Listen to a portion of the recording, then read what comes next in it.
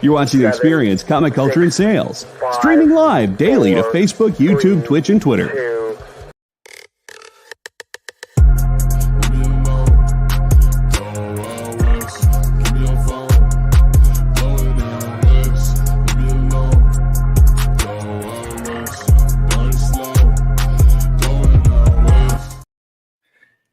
Hey, Bubs. Welcome to West Coast Comics. I'm your host, the Beard Vereen, and I'm joined by...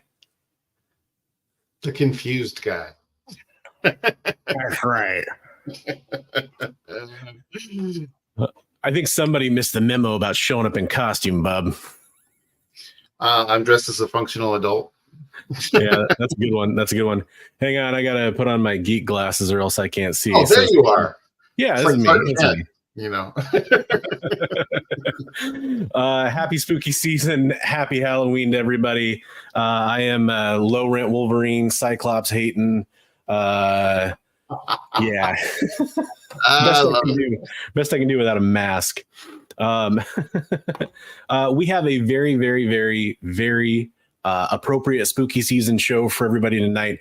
The primary thing we're going to be doing is we are going to be looking at, I've counted, it's close to 100 classic Halloween spooky season covers. So it's horror vintage stuff, horror modern covers, sexy Halloween covers, you name it, we've got it. So that's the primary thing we're doing is, Bigby put together a list. He put together a great list, I might add. I put together an okay list, and we'll go through ours and kind of compare. Some of these are kind of in order. Some of them are in kind of no particular order, but it should be a lot of fun. So first thing we always want to do when we jump into the live stream is we'll say hello to everybody who is nice enough to join the show. We got GT Key Comic, loving it, loving it. Richard is pulling up silver medal yet again, but hey, you know what? There's always next week. There's always next week, Richard. And then Renegade's coming up in bronze. Hey, bronze is not such a bad place to be in. Let me tell you. Christina's here. Hey, what's up, Christina? Glad you can make the show. Happy to have you here. Hopefully we can entertain you a little bit tonight. I know you were going through some stuff. Lyle, hey, great to see you, Lyle. Thanks for being here. Love it. Love the emoji. And then we've got Eddie, what's up? Happy Halloween to you, Eddie. Happy Halloween. This is our last show before Halloween, so we had to really kind of do our best here to kind of do spooky season. Collecting Casually, what's up, everybody? Hey, how's it going? Two of the best in the thumbnail. Yeah, you're 100% correct. 100%. Right. Yeah, they appear on lists. Let's put it that way. What's up, S-Von82? How's it going? Happy Halloween to you as well. Eddie Von B holding it down. Thanks for being here. So that's everybody sitting here. Well, if you come in later, we'll at least highlight your comments if we're chatting and let you know that we definitely see you. We appreciate you being here. We appreciate you chatting. We appreciate you watching on the rewind. The very first thing that we've been doing recently is talking about Heroes for Heroes, which is an event that's coming up on November 16th is the main auction. We're still holding it at the 525. So I'll just paste the link in the chat. I don't need to show the 525 for everybody, but I'll paste that link in the chat. So if you want to go check it out, if you want to go give a donation, you can do that. I do want to show off a couple of the items that came in this week, though. Do you want to see these, Big B? Oh, yeah. Sweet. I am saving that one for last. We had a few good comics coming from Time Pals podcast. They've been an awesome partner in helping us out. So the Time Pals podcast, go check them out. Instagram, YouTube. Let me make myself the large screen here. My camera's wanting to do a lot of white balancing, so apologies if it gets a little washed out. But we got the Tales of Teen Titans. Which number is that again? That's number 43. It's part of the Judas Contract series. Kind of a key book there too. Precursor to Nightwing, right? Yeah, and it's funny because they actually don't list it on the CGC label. I thought that was kind of interesting. But yes, it's when Dick Grayson finally becomes Nightwing, right? He's Nightwing next issue, I believe. Oh, okay. Oh, there we go. That's a little bit better. But yeah, kind of a key book, classic run there. Definitely a good one and high grade to have. He sent this, which I love these. I think DC Universe logos are really cool. He sent in one of the original 2-packs, which, there's actually a few different ways you could get them, but This was one of the original. Pulling on the wrong thing there. I have it in a bag of boards to kind of help protect a little bit more. Still has the Toys R Us logo on it, or the sticker. I mean, right there. So minimum $3 value. So we're gonna do a $3 start on that. So right there, baby. Yeah. So you get issue that's 53, but you also, this is the really cool one. Oh, hell yeah. Logo. Hell yeah, exactly. Yeah. Destruction of Coast City. Yeah, which is very appropriate for Best Coast Comics. Yeah, I love that cover. Great key issue there too. So that's really cool. And then got some. I don't think I showed these yet. There's 3 J. Scott Campbell signed X-Men Black slabs. So this one's an 8.5, but you can see that gold signature there. J. Nice. Scott Campbell's cover and signature. X-Men Black Mojo #1. And then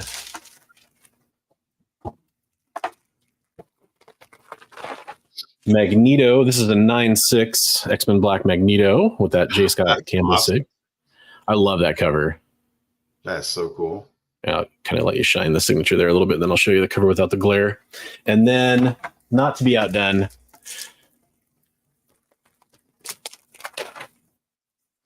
I'm the Juggernaut, bitch.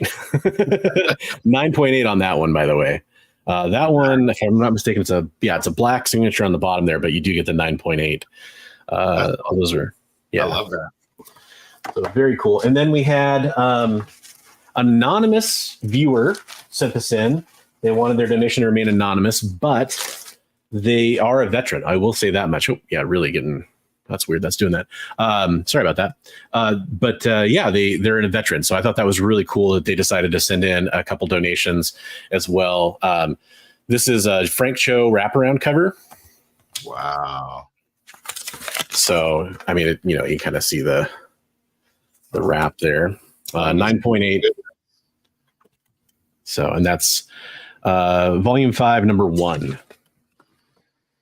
Very cool. Is that a variant on the Cho one, or? I'm pretty sure it is. It's Frank Cho cover wrapper. Yeah, it's hard to tell.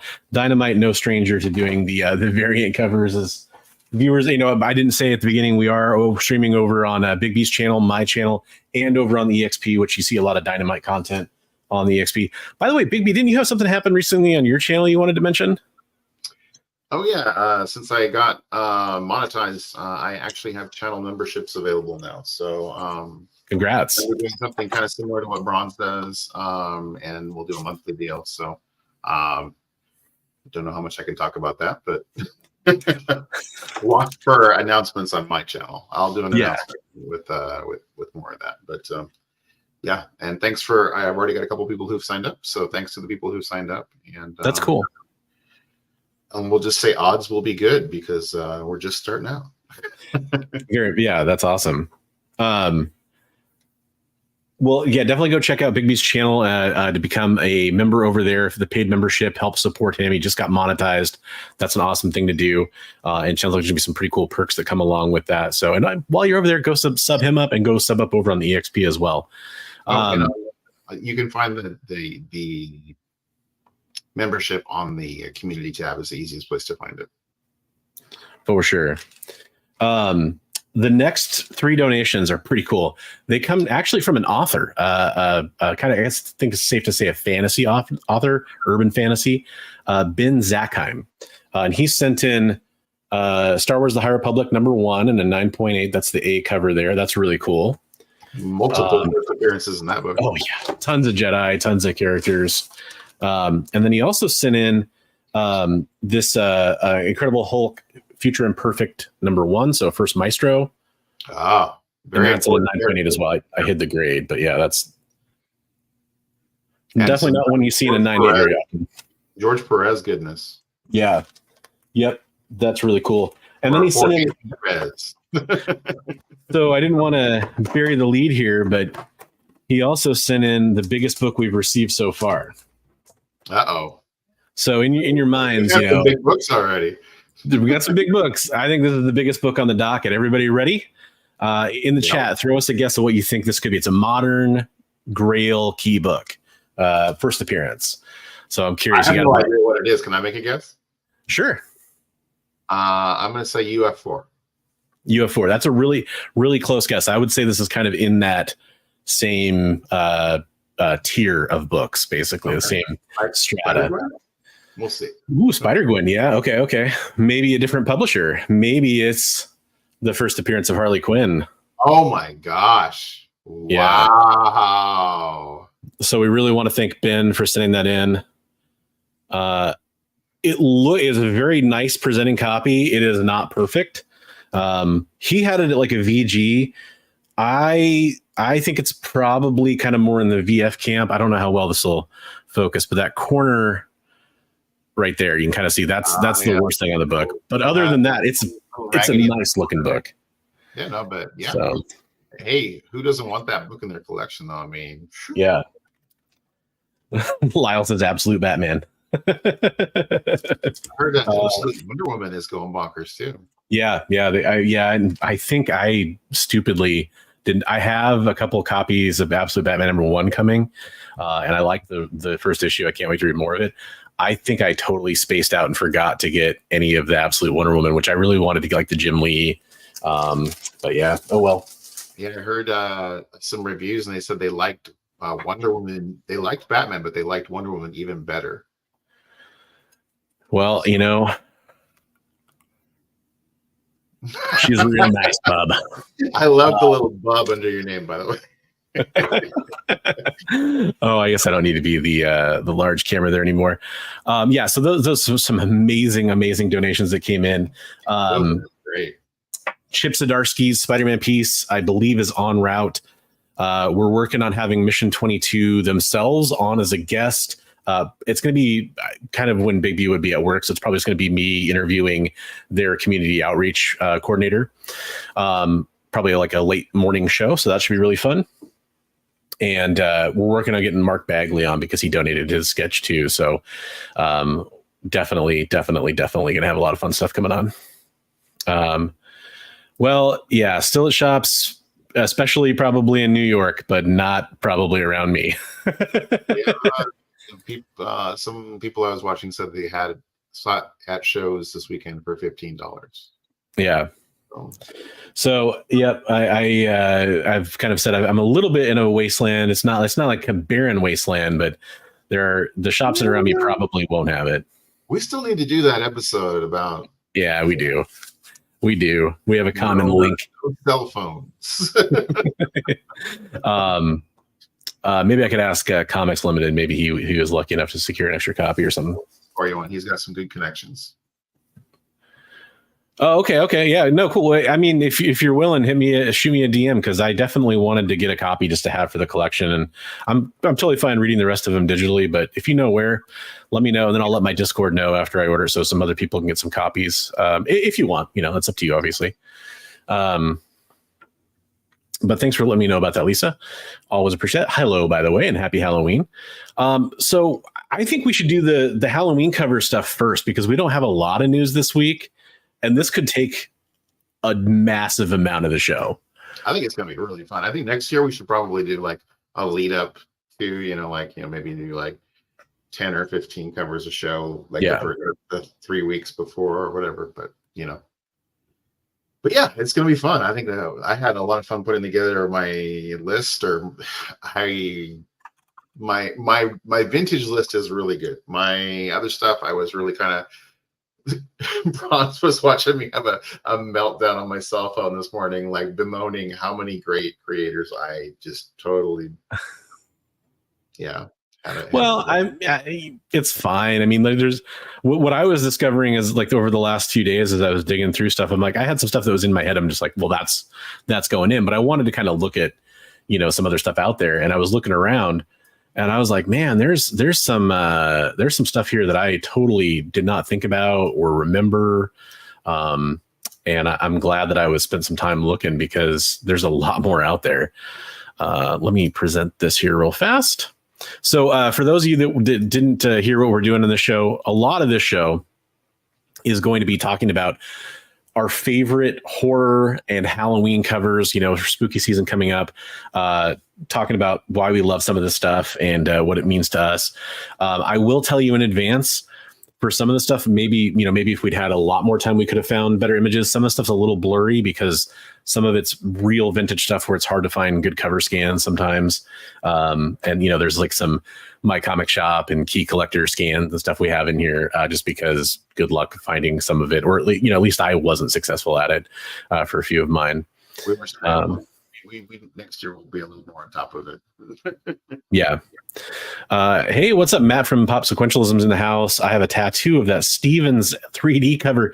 Dude, that's awesome. I didn't know you had that tattoo. You have to send me a picture of it sometime. If assuming the A, you're willing to do that, and B, it's one that you feel comfortable sharing. No, Matt's an awesome guy. I always love talking to him. He's got some really interesting takes on everything, and knows a ton about comic history and comic art.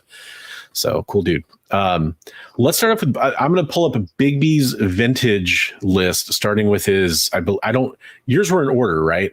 Yeah, I did them in order. Okay. And I've got like some notes here about who's what. So this is my, my honorable mention out of my top 10. So Super Mystery, I just love that. Whoop. Sorry, I'm trying to make this like, nope, that doesn't do it. I was trying to make the screen bigger there. Sorry. Well, kind of. That works, I guess. Yeah. So, yeah, it's a giant paper cutter sort of guillotine thing. Just kind of pretty horrific in its, yeah. So, great comic. It is by Ace Publications from 1943. Louis Verstadt. F-E-R-S-T-A-D-T. Verstadt. Right on. So, yeah. So, pretty cool book. Hey, and it's got 16 extra pages, so you're getting that value. Look at the guy skewered in the background. Let me see. Some of these, I know it's going to be tedious to like zoom into all these and everything, but I'll kind of just hang in there watching the phones. Hey, what's up, Son of Crom? Welcome to the show. Glad to have you here. We're talking about some of our favorite Halloween spooky horror covers. This was Bigby's honorable mention, so let's move on. I hope I did this in the right order. I believe this is number 10. Yeah, Worlds of Fear. I love that cover. The guy's got no eyes, and everything is eyes all around him. Just it's very freaky. Norman Saunders cover by Fawcett from 1953. Just one, yeah, great horror cover. Stories of weird adventure. So that's Worlds of Fear number 10. I guess you better watch out. Or well, he can't really. I think somebody stole his ability to watch out. Well, I'll keep an eye on him. All right, here's number 9. Number 9, astonishing number 30 from 1954 by Atlas. Joe Manili cover. The first few times I saw this cover back in the day, I couldn't tell if that guy was being disintegrated or raised from the dead. Sorry. Well, spoilers. Yeah. So, but yeah, so you got some sort of outside force, extraterrestrial possibly, raising this dude from the grave. Yeah. That's a cool one. I hadn't seen this one before. I really was happy to see this. So, spoiler alert for real. I am not a very big like golden age guru kind of guy. I don't know a lot about some of these pre-code horror books.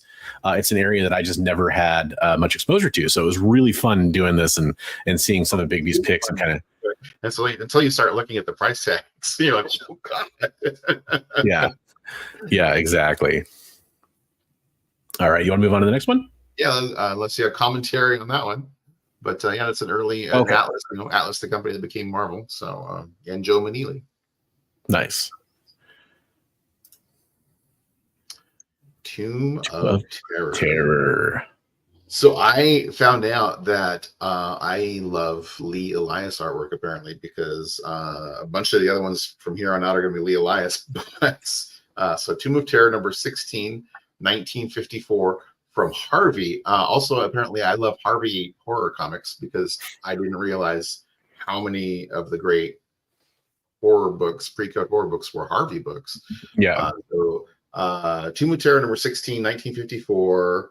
Harvey Lee Elias cover. I just love the artwork. There's a lot of covers in the Golden Age, the pre-code horror, that have to do with drowning, or and they show that above and below the waterline kind of artwork. But I just think that one's a great one with the zombie there strangling the guy, and the zombie doesn't have to worry about breathing, right? Yeah, he's good to go. He could be there all day. Submission by sleeper hold there for sure.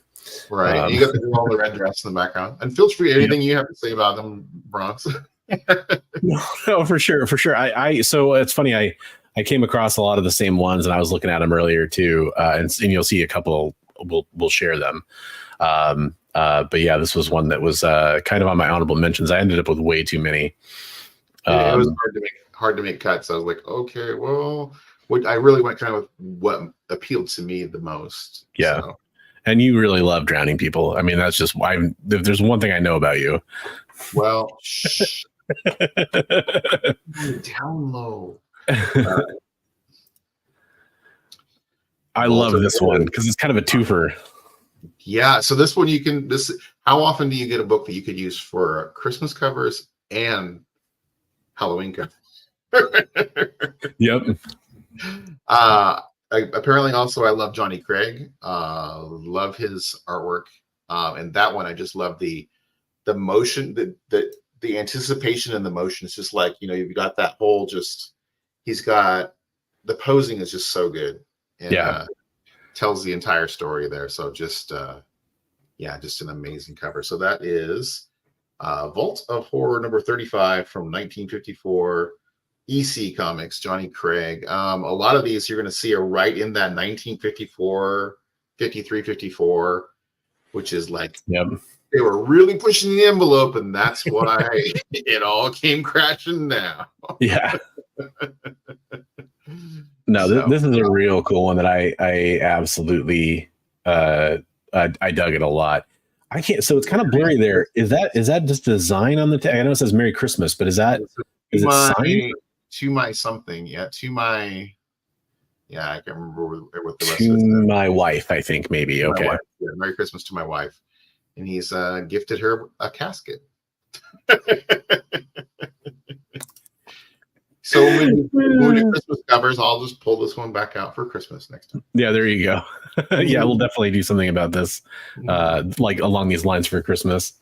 All right, number 5. Witch's Tales, also from Harvey, from 1951. Howard Nostrum cover, and issue number 35. Harvey again, like you're saying, how crazy that they pivoted to.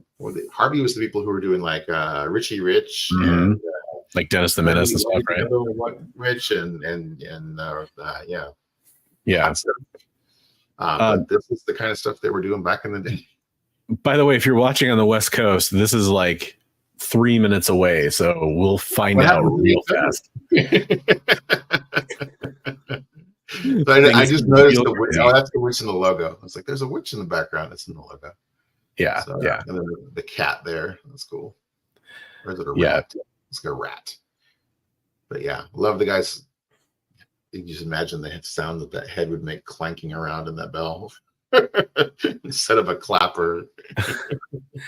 Mr. Nope talking about, I think about League of Comic Geeks, which is a very, very handy website. I use it all the time. I used it a lot for the research on this video.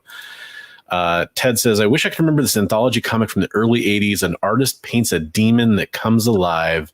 Freaked me out. I don't know. I can't pull it, Ted, but I bet you, if anything, somebody in the chat or somebody in the comments after the stream will probably know. It might be one of the ones that we have coming up. You never know. Some anthology stuff from the 80s coming up. So Casper was the great gateway drug to Harvey. I love it. That artwork, I love the detail and the perspective and everything. It's amazing. Yeah. So this one, are they pirates? I'm not really sure. I think he's just a guy in the like the bell tower. He's just ringing. Oh, it's a bell. Okay, I didn't know if it was like the like on a mast on a ship or something like that. So I guess this is completely unrelated. There's some really great like pirate horror like style like sea C Comics. I don't know why. I just assumed they were at C. That's totally my bad. Mics and stuff, maybe, and you're thinking like a mask. That makes sense. Yeah. Yeah. But I love the perspective on this cover either way. Yeah. Amazing. Oh yeah. Chamber of Chills, number 23. Probably top 5 for most people. From Harvey again. And Chamber of Chills 23, Lee Elias again.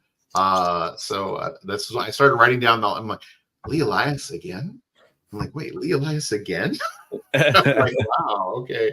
So apparently I'm a Lee Elias fan. But yeah, I just love that cover with the give me a kiss, baby. There you go, Ted. See if that one rings a bell. Demon with a glass hand. Hey, John, how's it going? Welcome to the show. We're doing our favorite horror and Halloween related covers. This is Big B's list. Got a couple more left to go. I mean, this is when I think like this era of horror comic. I mean, there's 2 covers from Chamber of Chills that pop in everybody's mind. One of them's on the thumbnail. One of them's this one. Right. Yeah. I just love that one. That's it. And again, so much like action and detail. And yeah. It's so good. Yeah. The rumpling of the clothing and everything's just great. Yeah. Hey, Venus. Another give me a kiss, baby. Give me a kiss, baby. The kiss of death. Right.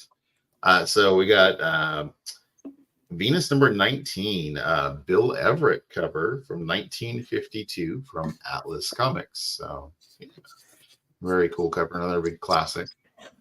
Yeah. I mean, I get maybe the face might have tricked her, but I mean, the hands. He had skin gloves before that, so he had to take those out. Is that it? Yeah. Yeah, this is I like to think this is the inspiration for Face Off. There you go. I love the sculptures in the background too. Mm-hmm.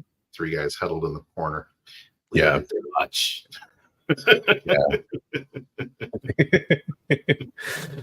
I'm your Venus.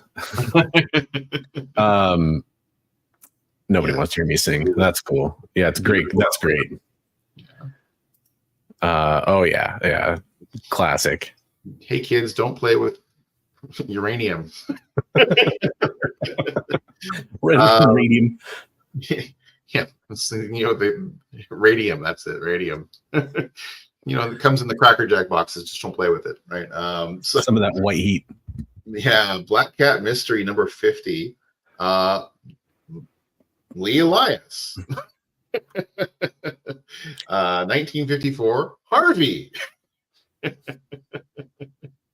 Yep. So, yeah, I just love you could just feel the terror and oh my god on his face, as he's disintegrating. It's like he can't feel his face, but you can feel it. Yeah. There's a song, right? I can feel my face. Yeah. The Weeknd makes a rare appearance. Yeah, I love Weeknd. I mean, that covers, horrifying, but great. Yeah. Yeah. That's it. Yeah. There you go. See, I'm so glad Matt's here. Like he's just coming in with is the fantastic there with the guy's face is exploding and it's got the gear. It looks. I'm like, is he a robot or is he the gear coming out of the explosion? But yeah, that one almost made my list. Wow, I didn't know the Black Cat 50 cover art sold for $700K this summer. That actually seems a little low almost, but that's crazy. Right. That's an insane amount of money, but yeah. Yeah. We love it. You're my wonder wall. See, nobody wants to hear me sing, especially not a cappella. To 90s rock ballads. So I think we're gonna try to finish out your list, and then Speaking of Chamber of Chills, Chamber of Chills number 19.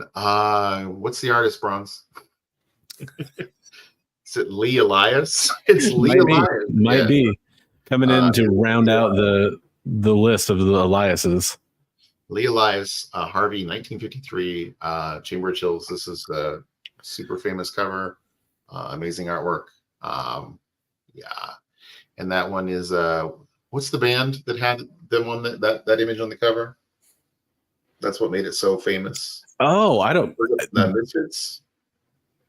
That could be. I could see that. I think it was the Misfits had that artwork on the one of their album covers, and so yeah, okay.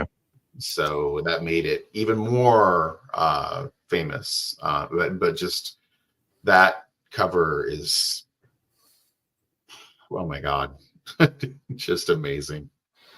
Yeah. Yeah, I think it's like the quintessential pre-code horror book, basically. I saw a parody of that somebody had done where it was olive oil, and then it was Popeye's hand. He has little sailor cufflinks on the. Looking through a can of spinach, like a see-through can of spinach or something. Yeah, I don't know, but that's pretty funny. But same thing though. Yeah, oh, that's great. It was a hard choice between that one and my number one. I'm amazed this didn't land on number one, but I can't wait to see it. Boom! No surprise. Crime Suspense Stories number 22 from EC Comics, the book that brought it all crashing down. Yeah, 1954. Johnny Craig again, and homaged God knows how many times. That picture is really good because that is the file copy of William H. Gaines. So, oh, right on. So I think it's a 9.4 file copy. Wow. So is that the one he brought to court? I don't know. Yeah, he didn't do himself any favors in court. They were asking him if he thought that he had pushed it too far. He said, "Oh no, you could have made it even worse. The blood is black. We could have made it red." I mean, in a way, though, like by today's standards, you think about it. Wow, that's great. I mean, so my favorite homage to this has to be the Wolverine Sabretooth cover. What actually happens in that issue? I don't know if you know. Yeah. The beheading. Yep. Yeah. That's why it's such it's not just a throwaway homage. Right. But yeah, it's classic. I actually left this one off my list just because I know it's most people's number one, and I totally understand why. But I was finding too much other fun stuff, and I already knew you had it on yours, so I was willing to leave it off. But and start so you could what to pick around. Well, I mean, and like I said, there's a couple that I had locked in before I even had seen yours, so I was like, oh, okay, well, we're gonna have a couple of the same. But that was a fantastic list, man. Good job on that. That one was pretty good. The rest of my lists are like kind of scatterbrained, but like I said, I was going crazy today on the phone with Bronze, like, oh my God, I missed that too. Please put it on your list. And I was like, no. I made a couple honorable mention pulls just for him. But just a really good job there picking your books, man. I definitely appreciated that. So before we dive into the Bronze vintage list, do want to take a second to I mentioned earlier at the beginning of the show that we are streaming over on the EXP, which if you're not familiar with EXP, it's the Experience on YouTube. They're also on Facebook. They're on Twitch. They're on X. They're on Instagram. I'm getting really bright again. That's how bright the EXP is. I just want to take a second to talk about what's going on over at the EXP. One thing that I wanted to point out is they're 10 subs away from 3,000 subscribers, which is a nice landmark. If you're familiar with what Kyle, the producer from the EXP, used to talk about with me on the Devil's Advocates, the higher subscribers they get, the more content they get freed up to do. So they have milestones in place, and it kind of unlocks new content that they want to put out on the channel because they just kind of have benchmarks. We're like, hey, we get to this many subscribers, we can unleash this. So definitely go sub them up. One thing I wanted to mention is one of actually the producers on our show right now is going to be on a show tomorrow at 7 Eastern, 6 Central. That's Jay, by the way. If you don't know Jay, he's in the chat as well. He's going to be on Minute to Skim It, which is a really fantastic show I recommend checking out. Minute to Skim It is basically like, when you read like the capsule or synopsis reviews on like a TV show or a movie, like on IMDb, it's kind of like that. They quickly skim through all the new releases that they want to check out in a given week, and they talk about a bunch of them, taking turns with Jen from Space Cadet, who's on there as well as Kyle. And definitely recommend going and checking out that show. It's a really fantastic watch if you want to learn about some of the new releases without having to watch like a really long, drawn out review video. You just want to kind of quickly hear about, was it good? Was it fun? Should you keep reading it? It's a really good way to do that. So highly recommend checking it out. Jay. They review, he just rambles and talks about the pretty art. Well, the pretty art is part of it. I mean, I would argue probably 90% of the people watching this right now are cover buyers anyway. So there you go. I could say that pretty confidently because I've been around comic books enough to know that's pretty much true for most people. What's inside has to be good after that, but that's still how it usually works. Why is that? See what you're coming at it from a fresh perspective, like what your picks were for vintage. Oh, cool. I'm excited to show them if I can get there we go. For some reason, StreamYard wasn't recognizing my list. Okay. Oh, wow. That's beautiful. So full disclosure, as I mentioned before, I am far from an expert on this era of comic books. I just much like Jay, I just go with my eyes. I give it the eye test. So I look through a lot of lists of comic books from that era. This is Maurice Whitman, great cover, Ghost Comics 3 from 1952. I just thought it was the use of color, especially this is a really nice scan, but been a really nice copy to scan from. Beautiful. Yeah, the color. I mean, the composition with the levels of the layers of detail kind of reminds me of some kind of more modern digital art, but really the digital art reminds me of this. I'm just saying it's composed really well, but very cool. Very cool. I know nothing about the guts. Controlling her. He's making an X on her forehead with his finger. Right. I mean, there's and I love how the flashlight is just like kind of perfectly framing. And then there's the X there. It's all good. It's all good. So it looks like the condition on that book is fabulous too. I know. Yeah, and that's part of it. Some of these you find the cover and you really like it, and then you try to find like a good image to represent it, and it's like, unless you're just straight up showing somebody's listing for a really nice copy, it's really hard to show it. Didn't do it justice. That's my honorable mention.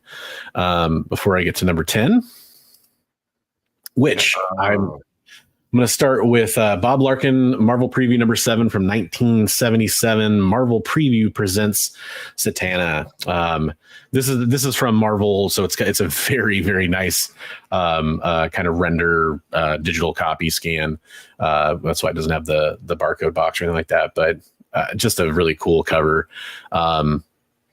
You do have like still plenty of the gore for people that are into it. A little bit later into what we considered the vintage era, so I almost moved it away from vintage, but I just loved it too much. This is one of the covers. I felt bad because I skipped silver and bronze really completely, and so that was.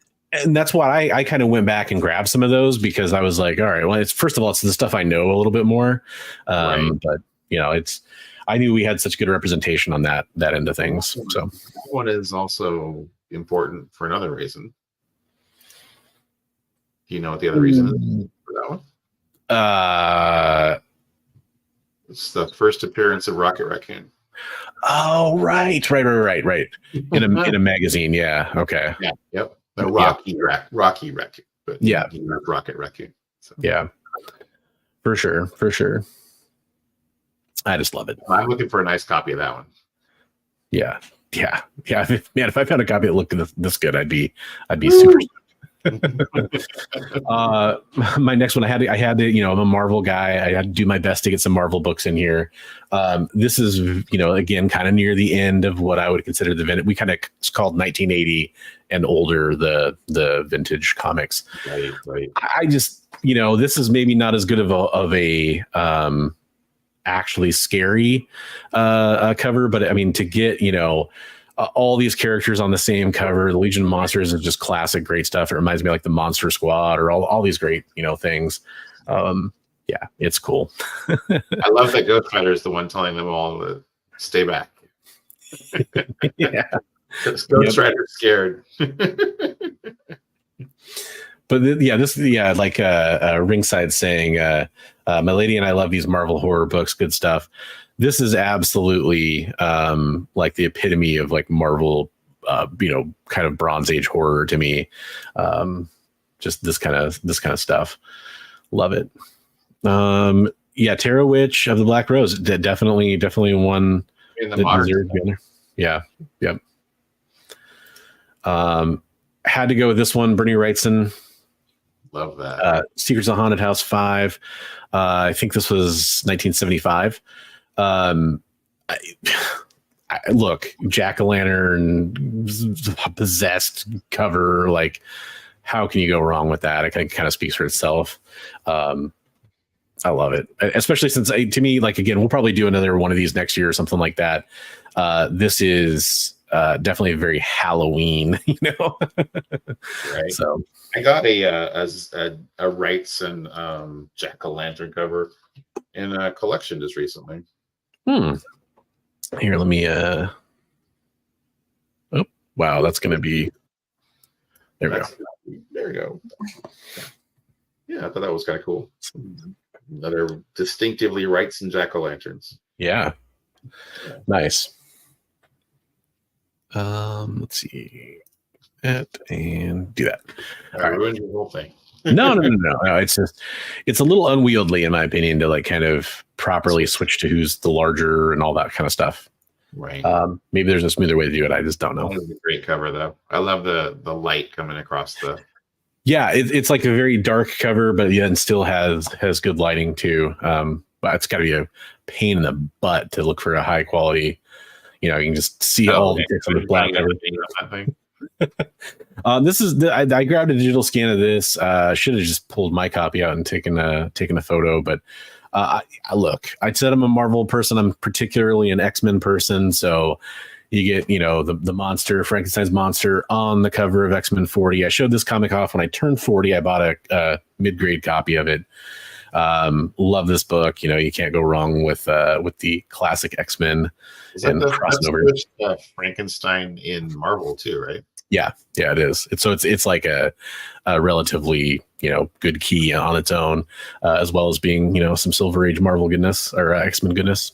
Right. So, but yeah, very good. Oh, I guess I should say it's George Tuska on this one too as well. I forgot to mention the artist, 1968. Very cool.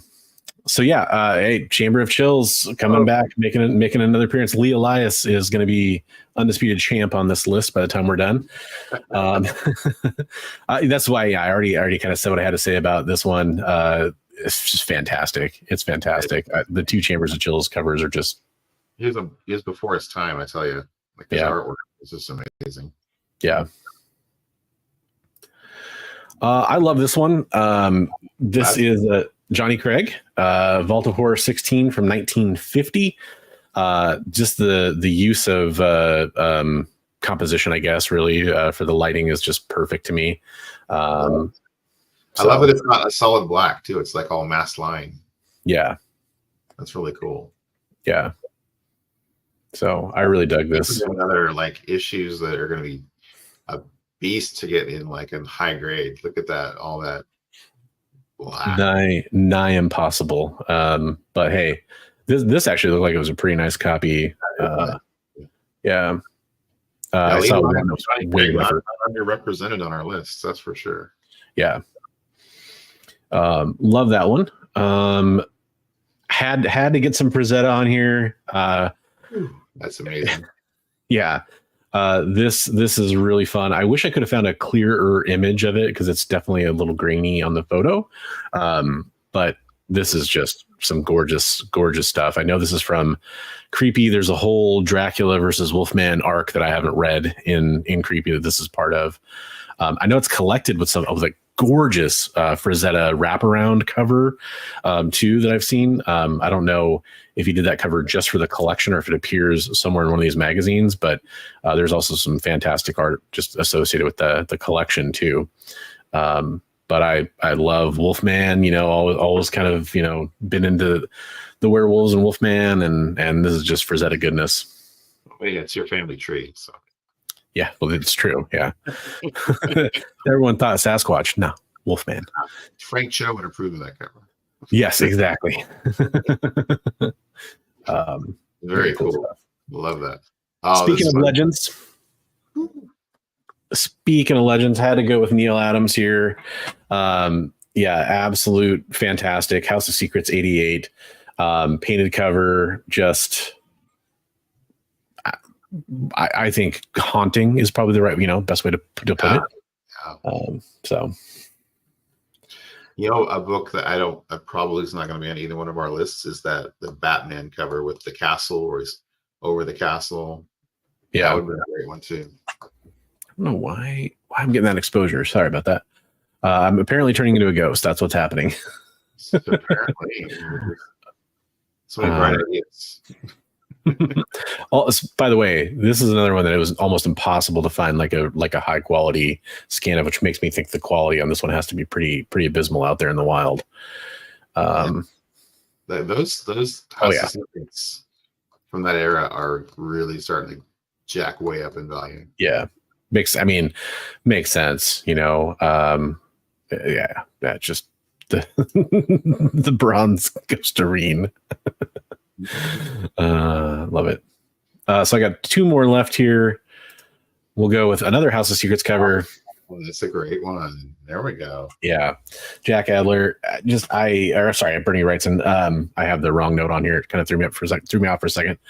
But yeah, this is just, to me, this is what like horror comics are all about. Like just the setting here, and you can see like the moment before the reveal, the suspense there, just perfect.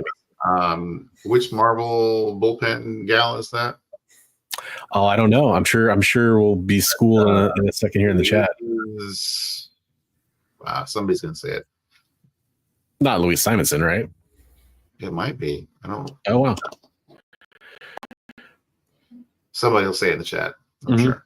It's a Marvel bullpen gal who became a very important writer and everything later on in her own right. But early on, she posed for that. Oh, yeah. Okay. Wheezy. There you go.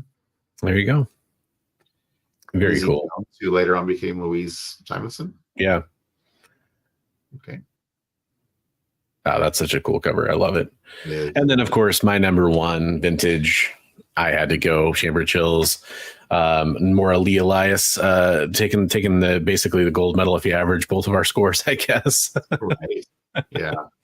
But yeah, again, not, apologies for not being super expert on these. Like I said, a lot of them are just things I appreciate for the art, and some of them were covers I kind of saw for the first time in years today when I was looking around. I was like, oh yeah, I've always liked that cover, so I got on the list.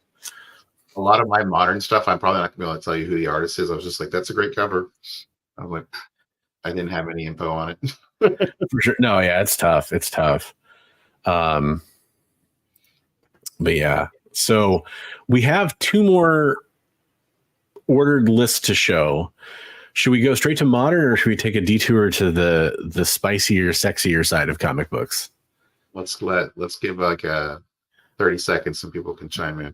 Okay, so we have a sexy covers kind of collection, and then we have like the modern, every 1980 and later collection of covers. We're gonna go through both. Just let us know which one you want to see first. Yeah. What I wish I had done now is I had like alternated yours and my pick, so we could like go back to back. Like, here's my 8, here's your 8, here's my 7, here's your 7. That would be fun. I didn't think about that. By the way, though, great job. I love seeing your take on it. Well, it's the same, dude. Like, you I think you had some deeper pulls, or some probably more, but in a way, probably more iconic covers. But yeah, we got girls, all of them. All of them. Well, only book we've got so far is girls. I guess we go with the ladies. Okay. Watch the next 10 are like modern. Right. Sexy. Well, there we go. It's becoming official. All right, let me pull up your list. This one, I hope it wasn't in specific order because I just put it in the order you put it into our chat. It wasn't in any specific order. It was just like, okay. Oh, these are good. So. Whoa, that is a weird format. Let me fix that. Super wide. Okay. Hey, we don't discriminate. Wide covers need love too. Thick. It's called thick bronze. Oh yeah, okay. I see how it is. What's it? You put a free comic on this? No, I'm just kidding. I was surprised how kind of spicy that was for an Archie comic. I was like, yeah, you're not wrong. You're not wrong. I mean, that's that's a high slit on that dress. And a lot of cleavage showing. No, that's true too. That's true too. It was drawn by a hack though. A valuable book or anything? Yeah, what a hack! What a hack! But actually, really beautiful cover. Yeah, it kind of reminds me of almost Mignola-esque in the composition. But yeah, I just thought it was a great art. And by the way, there's some amazing, the Archie horror stuff. They go hard, like in the horror stuff. It's pretty crazy. Yeah, I got a bunch of it in some of my stuff I've picked up. I'll have to show you, Bronze, when you come over. There's a ton of really cool covers. Nice. So, yeah. Oh yeah. Yeah. Speaking of Dynamite, we got Betty Page. Is that John Royal? Yeah. Yeah, there you go. John Royal, Betty Page. There you go. Big old jack-o'-lantern in the background for the moon. So. Right. A big old jack-o'-lantern in the background. I gotcha. Yep. That's what I was thinking. Yep. Yeah, I was totally. But my focus was on the jack-o'-lantern in the background. That's no moon. No, I think that's a really cool cover. Yeah, just a great rendition of Betty with the garters and the broom and everything. Sweet. Good job on the hat too. Hats are hard to draw. Yeah. Yep. That's really the feather in the cap of this particular drawing. Unintended. There's a feather in that hat. I think the composition is great. The little wink and the clouds and everything, just really cool. No, it's good. I actively avoided this one because it was on your list. This one, I don't think maybe I overlapped one cover because I felt like I had to, but this one I was like, okay. I skipped a few that I knew you were going to want to do. So I was like, yeah, I'm going to skip them. So, but yeah. A little vampy, another Dynamite one. This was great. Yeah. Special. Do you know what year this was? 2013. Okay, 2013. Yeah. But I don't know who the artist is on that one. But Jesco. And then I was gonna say it looks painted. Yeah, Jesco under the right underneath her, right there, but the jack-o'-lantern. Yeah, good call.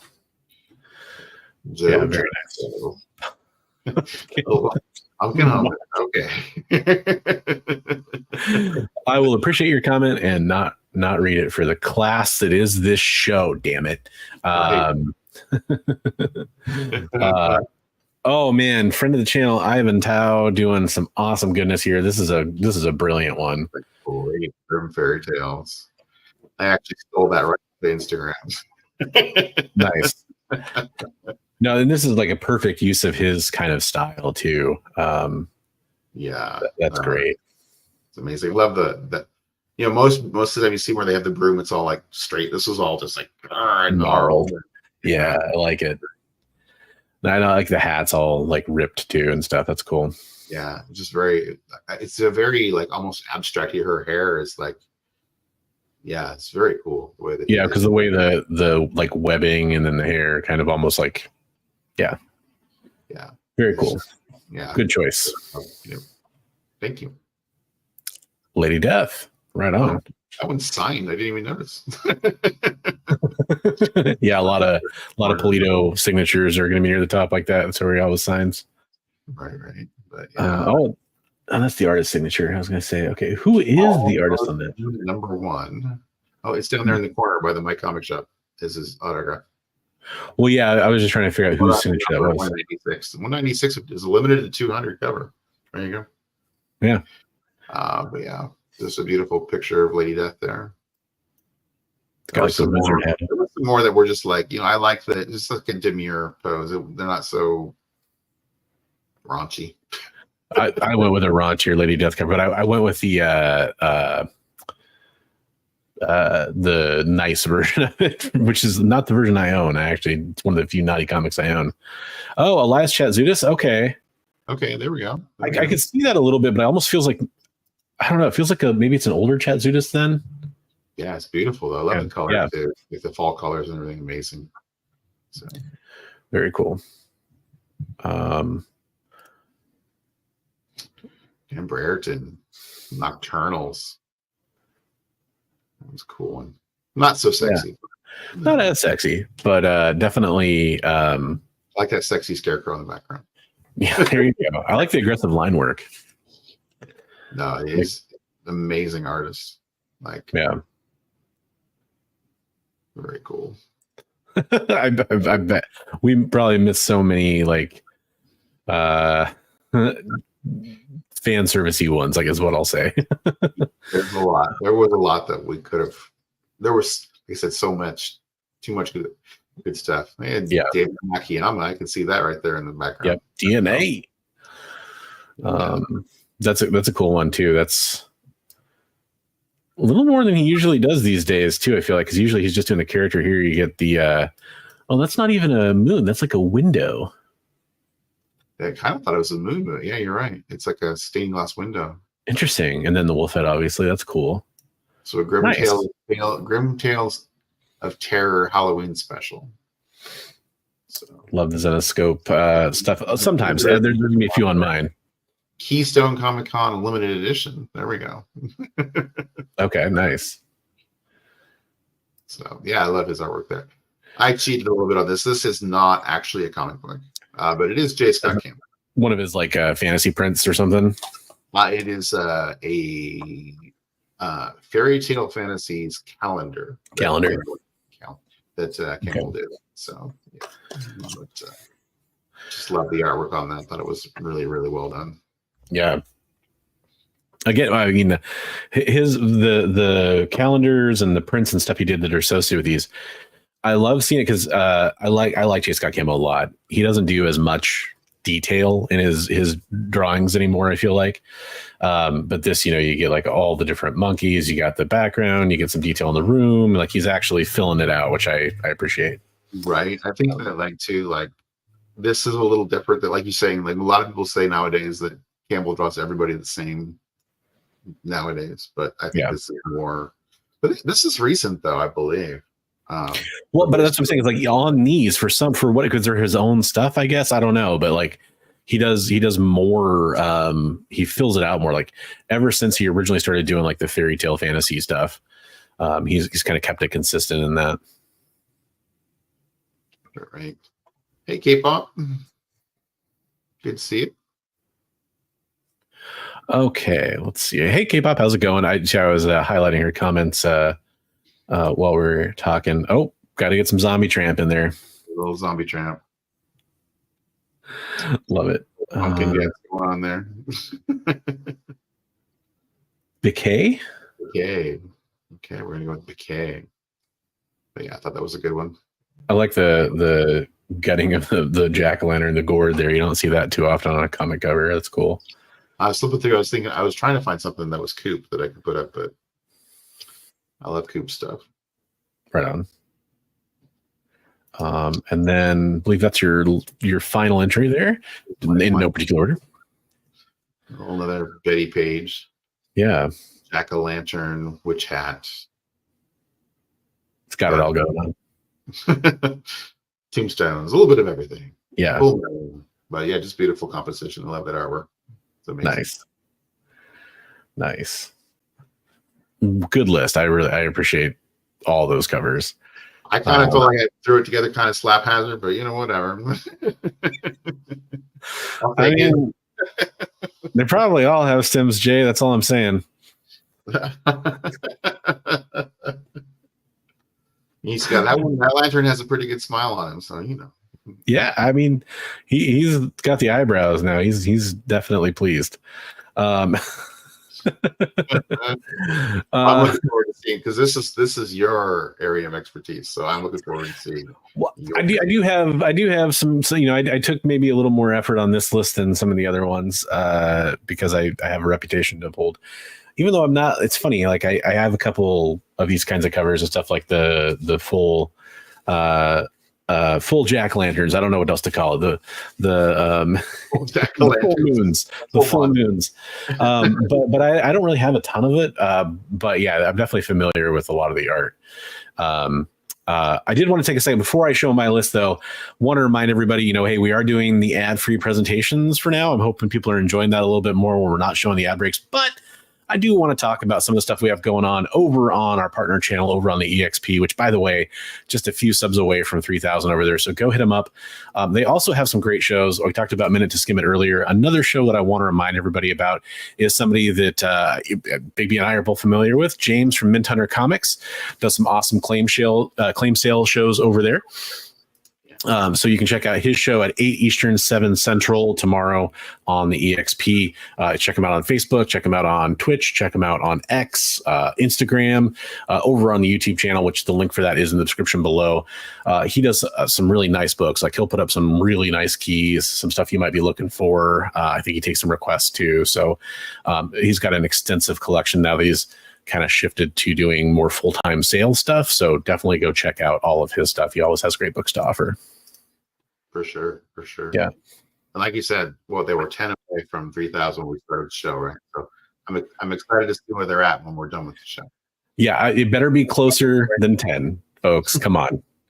You're gonna, but seriously, you're gonna, they're nice enough to have us on their channel. Obviously, you're gonna love some of the content over there. Yeah.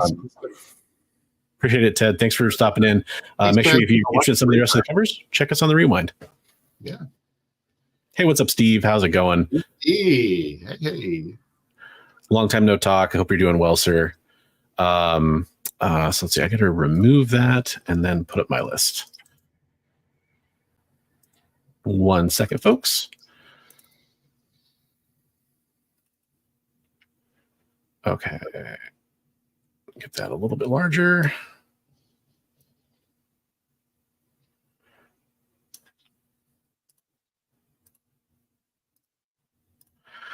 Okay, so my list starts with Zenescope. So the art for this was shown to me a long time before the cover went up, because I know somebody who's familiar with this artist, Marissa Pope, and basically is friends with her, or at least professional acquaintances with her. Unfortunately, this is my honorable mention, because Zenescope. I love a lot of your stuff, but you killed this cover with your trade dress and your it's not even really trade dress. It's your weird like border thing you had to do. Sorry, Zenescope, I'm just being honest. If you would have got rid of this cover would have been a lot better. I mean, it's a great art. It's just unfortunately that kind of obscures the parts of the cover that a lot of people were there to see. Yeah, for sure. But Marissa Pope does great stuff. I love her stuff. So she makes the list for sure. Go check her out. Like, go on her Facebook. It's probably a good place to follow her for her art. So starting off my list proper, there's actually, it's funny, these are all for the same issue. This is the John Royal cover. Kind of got like a little bit of a, I like that it's like a moonlit moonbathing, I guess you'd call it, moonlighting. Right. But yeah. Very Campbell-esque. Yeah, John Royal is just like the Betty Page piece you showed, very Campbell school. But yeah, it does a good job. And then this is Richard Ortiz, who does a lot of Lady Death covers. This is the same issue, so all three of those are from the same issue. Kind of hard to like that cover. I don't understand. Well, I really like Zombies Coming Out of Water. Oh, so, that's it. Yeah, that makes a lot of sense now. Yeah, I like Richard Ortiz stuff, and a lot of it's probably a little too spicy to show on here. So, very nice. And I like the idea of having three covers from the same comic. That was kind of fun. Yeah, that's pretty cool. Hey, Jay says they're $29.93. Hey, there we go. So we made some progress. Let's keep it up, everybody. Let's get them subbed. EXP. So this is actually a really new comic, and so it's making the list recency bias in full effect here. For those that don't know, Mark Spears is doing this monster series. Just tons of great homage covers on the yeah. Like that Bride of Frankenstein that he did. Oh yeah. 100%. But yeah, that was a great cover. Here we go. Here's my Lady Death Halloween special. This is David Harrigan. See the theme here. I don't know. Yeah. So I actually like the naughty version of this cover more because it's like orangish red instead of pink. And it's not like full crazy. It's just, a little more risque than this basically, but enough that I didn't want to show it. So that's the cover I have, is the orangish one, but yeah, it's a good one too. David Harrigan does a good job. Yeah. Nice. Had to go with Sven Hughes. That is amazing. Yeah. Adam Hughes, Vampirella number 11 from, I believe, the original Dynamite volume. I could be mistaken. How often do you get sensual skeletons? I mean, come on. I know, right? Yeah, he did a good job on that one. That is super good. Yeah. Can't go wrong with Amanda Connor. There you go. Yeah. Yep. 2006 Amanda Connor. We got the pumpkins cover. That's all I can say. I had to get my pumpkin cover. We got whole pumpkins earlier. That's right. So yeah. Yep. And I love the eyes in the background too. They're all pretty happy. They're all different jack-o'-lantern faces, right? Yeah. There we go. Had to. Dave Stevens, Elvira's House of Mystery 11 comic I was lucky enough to pick up earlier this year because it got ridiculous faster than I expected it to. I never expected it to be as crazy as it was. They blacked out all the pricing and DC logo. Yeah. It's again, I should have just taken a picture of my copy and put it up here, but I'm too lazy to dig it out. Hey, nice, Eddie. I'm glad you got it, man. That's cool. Yeah, I have luckily most of the desirable Dave Stevens comics except for the 3D Vixens, which is probably, I guess, my Dave Stevens grail at this point. But I've been having to try to scoop up some of the lower hanging fruit ones. This one's starting to move though. This one and the Seduction of the Innocent cover. Right. Speaking of which. So this is one that's grown on me a little bit over the while. Like, it wasn't ever my favorite of his, but again, now that I've acquired a lot of his covers, it's kind of, it's like, okay, well, I've almost got to become like a completionist in some ways for his, like, his good girl art covers and stuff. And yeah, but hey, more jack-o'-lanterns, right? So right. I love the head hiding in the jack-o'-lanterns down there. Yeah.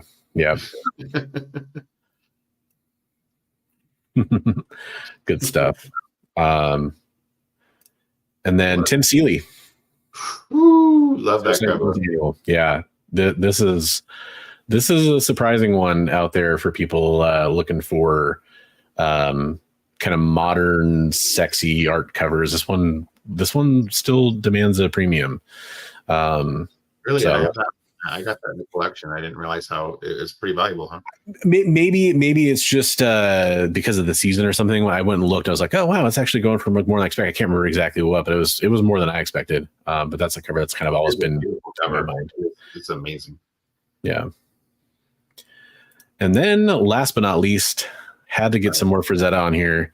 I think this is kind of, just thinking about the historical significance of who Vampirella has become in her place in comics, and so many of the covers we talked about tonight and everything already had to have her on there. So yeah. Good point, Matt. Good point. No tats. Well, maybe they're all in the front. Who knows, right? Well, next time I talk to Tim, I'll ask him. But yeah, and then this is another one, man. Like, besides just finding like people's listings for sale, good luck finding a nice photo scan of this. I was kind of surprised. But yeah, it's definitely, this is one that I actually would be hunting for real, even though it's a real big boy book, but still, it'd be a fun one to get. A friend of the channel, Ryan from Automatic Comics, got a collection recently with like a huge run, and that was in it. But real high grade. But the photos didn't do it justice. So they were all in milky, wrinkled up bags. But when he got them in, he was pulling them out, pristine book after pristine book, like nice, getting them all slabbed. So very cool. Well, we have more and more and more to show, so let's move on to the modern books. We're going modern. I did like one that was modern Marvel DC, and then I had the other random hodgepodge. So, and you actually had. I made an executive decision because we had so many covers. You had one that was like trade and version, and I just showed like the trade dress just so people could see what it was. That's okay. But yeah. Mike Mayhew, first appearance of All Hallows Eve. Yeah, this is my favorite cover appearance, or favorite cover of hers too. It's really a good one. Yeah, no, she has had some staying power as far as a character. Yeah, still sticking around. I think it's kind of a cool character. Yeah, kind of an interesting power set. Like she has different masks that she wears that give her different powers. So. Yeah, I know when she first showed up in solicitations and stuff, I just expected her to be like a female goblin kind of clone almost based on the look, but she actually does have more going on, which is pretty cool. Yeah. Yeah, love that one. She's kind of a hero too, right? She's not a villain. More of a little more of an anti-hero kind of. Yeah. Mm-hmm. Another really good one. Bronze was giving me a hard time. I was like, oh, cool. I was like, oh, All Hallows Eve cover, All Hallows Eve cover. He's like, when you see so many All Hallows Eve covers, you just think about all the great covers you missed. Well, especially with the one they had the trade and the version, is like that's maybe a lot. That last Mayhew cover, Pop was asking about. That was actually one of his signed. That's actually a real signature. Like a glow signature or whatever he calls them. Yeah, from his website to a customer. So he's one of those guys. Luckily it's an option. He's one of those guys that gives you options on different signatures, Matt. And I did select one of his. He did a Bo Katan cover, and he did like a black saber style signature on it. And I did that because I thought it looked pretty sick on that cover. So I'm sure if it was, actually you can see his subdued signature down there in the lower left right there. So. Yeah, his kind of regular signature. And he'll do like your regular signature too. It's just you get options, and they usually cost a few more. Kind of like Clayton Crane does a bunch, and there's a few other artists that do that too, of course. But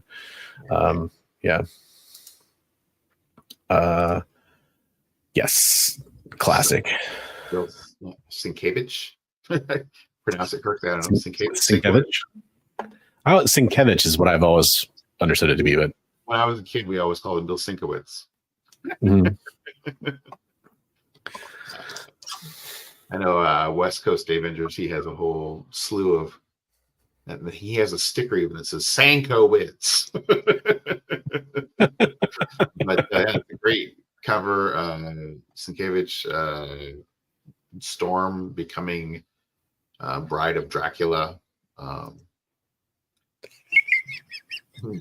Bill Sienkiewicz. I love it. That actually. There we go. I love it. That's great. I love the look on Colossus's face, but Storm's face in the background is amazing. Just great. They are terrified. As well, they should be. You know what I really like? Pretty darn powerful. Now she's a vampire. I mean, come on. I really like Bloodstorm from Mutant X, like that version of that character where she didn't ever turn back. That was really cool. Right. Oh yeah. They're telling the stories about the heroes, and all the heroes are monsters, scaring the crap out of all the villains. Here's how this one really goes, folks. And then there were 52 comics. Ooh. No, I love the way the Flash has the skeleton face, and Batman's the vampire, and it's pretty cool. Yeah. And the look on Poison Ivy's face there. Is that It's a Blue Devil, maybe. I always thought it was. Yeah, it's kind of that one. I don't quite understand. Yeah, Superman there in the background. Yeah. Right. I don't know what they're trying to. Aquaman is like wearing a hoodie. Like, is that his superpower there? Some frat boy. I don't know. That's terrifying. Yeah, that was a pretty cool cover. Yeah, you can't go wrong with Long Halloween, right? Totally. I would have chose this one if I hadn't seen it prominently in your list. I'm like, okay, I'll avoid that one because it's such a good one. And there's also like several of the collected and the reprints and stuff like that have great covers as well. So right. So great Tim Sale cover. Hey, there's mine with the blacked out logo. But that is DC actually. So yep, DC. Very cool. Yeah, can't say enough good things about this. Yeah, it's a great cover. Oh yeah. Going back, this is the new series, right? The last Halloween. This says Long Halloween #2. Yeah, this is the this is no Long Halloween. Underneath this is the last Halloween. I think it's the. I'm sorry. You're totally right. You're totally right. I've only the only I've read Long Halloween. I have issue 1, and I have like the collected blue Batman cover where he's got like the calendar days or whatever falling in front of him. Doesn't know why I've ever collected it. Is it Campbell? Does it say down there? Yeah. For Tim, by the way, too, which is cool. That was nice. Yeah, because they'd had different artists try to fill in different issues, if I'm not mistaken, for this one. Yeah, homaging his style. Yeah. Somewhat. So yeah, it's really very cool. Hey, it's Hallows Eve. Another recent one, but I thought it was a really cool cover. It is a very cool cover. She's got the powers of the masks. Ooh, she's got Thanos there, Fin Fang Foom. That's really cool. Pardon me. That's cool. Yeah. Wolfman. Werewolf by Night. I'm not sure who's the other one there. So I was trying to see who the artist was. I don't know. But it's beautiful. Very cool. Yeah, that was a great cover. Big Night. Oh, interesting. Okay. So yeah, her eye, you know what, Chad, I know what you're talking about. Her eyes, because this eye or this eye, whichever one, looks a little off. I know what you're talking about. Right. It is interesting. Like, I think he was trying to capture more of her likeness, kind of, though, too. So yeah. Yeah, she has kind of an asymmetrical face. Oh, this is great. This is a great book for several reasons. Underappreciated booty cover for one. I'll just throw that out there. Right. You could almost say Gigantus cover, but not quite. Gigantus? Because she's like in the middle ground, so she looks like she's huge. Right. First appearance of Elsa Bloodstone. Yeah. Kind of a big key. Yeah. Super low print run book too. Not highly ordered. So I have a copy of this. And I really want to find #2 because I like that cover a lot as well, just to kind of keep going on the set. But I have never seen a #2 in the wild for whatever reason. So now I know something to keep an eye out for you. Yeah. Very cool. I think that's your last one, right? Yeah. I think so. Yeah. Cool. That's good selection. Good selection. Yes, that's your last one. Okay. And then we have, like, at the end, we'll have kind of like a bonus round of just kind of honorable mentions, I guess. Bonus. Which actually this first one of mine kind of is an honorable mention because Big B mentioned, I'm like, oh yeah, we definitely got to show this. Oh yeah. Dave Stevens. Yep. Twisted Tales. I was like, I threw a bunch of Twisted on one of my lists, but I didn't put the Stevens cover on. Making out with the zombie punk. Yeah, the dead boys. Oh, excuse me. So this starts off my list proper here. I love Trick or Treating covers. I think they're really cool. Can't go wrong with Adam Hughes. And you can't go wrong with having all the different Dark Horse characters of the time. Trick or Treating with the mask on. Love it. So, yeah, that's a good idea. Absolutely, Chad. We 100% should do that. There you go. What's that zombie doing to I mean, they do say love is a battlefield, right? So this is Avengers Halloween special. I thought this was just a really cool cover. That's cool. I've never seen that cover before.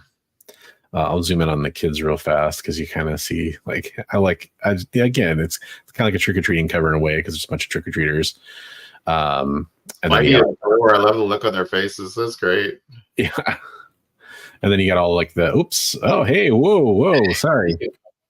But you got all the jack-o'-lanterns with the different characters carved into them. I love like this like angular rain coming down from the moon, almost like a additional sort of source of light almost in a way. You got the Venom scarecrow. Very cool stuff.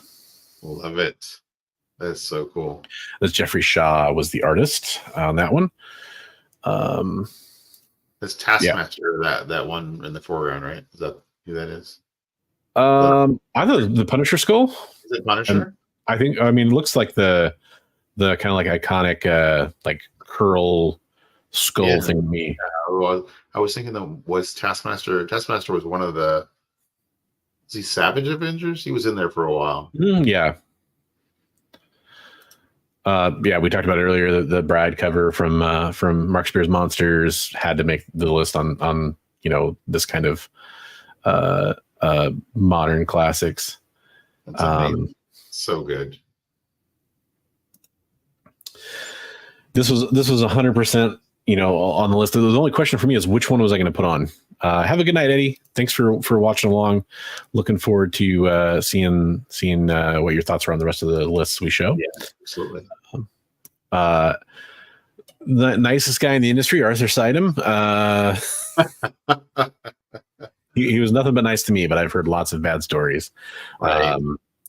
But so many great, zombified homage covers. I being an X-Men fan, I love I think it's issue 3 it's either 2 or 3 for the X-Men 1 homage. There's the Hulk 340. I mean, there's just so many, right? Like you pick your favorite Marvel cover and it's been homage to the Marvel Zombie series, but can't go wrong with that one.